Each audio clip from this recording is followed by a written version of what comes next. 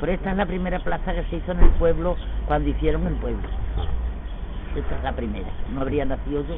Y tengo ya 70 y tantos. Pues sí, esta es que ha venido usted a lo de la foto, ¿no? Eso fue un convento y también le hicieron una...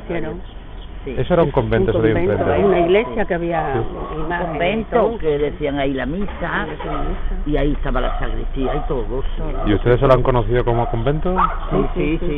Y hacían los rosquetes del niño y todas esas cosas y las llevaban. ¿Qué es eso de los rosquetes del niño? Antiguamente que se hacían unos rosquetes y se los colgaban al niñito Jesús. Pero no rosquetes, que unos dulces o algo. Con dulces, claro, con dulces, rosquetes. Pero es cuando entraban en la quinta los soldados, según el número que salía de eso, hacían los rosquetes. Pues mire usted, yo solo decía a mi madre y yo recuerdo cuando pequeñina que sacaban con todos los rosquetes, los rosquetes colgados, le llamaban los rosquetes, y era una rosquita frita. Una rosqueta frita, qué rica.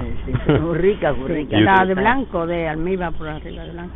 Por eso, mire usted, cuando iban los soldados a la mili, pues era por número, dicen, se sortea, bueno, pues el que salía excedente de cupo, o lo que sea eso, que se libraba de la mili, pues daba a la madre los rosquetes, el número que sacaba su hijo, y así se le daban al niño Jesús. Desde que se le tocaba el número 1000 rosquetes. Hacían una rosca grande y le colgaban los rosquetes. Los antiguos. Y le sacaban en una sanda. Claro, como la Virgen, como la procesión, procesión, una procesión, ¿no?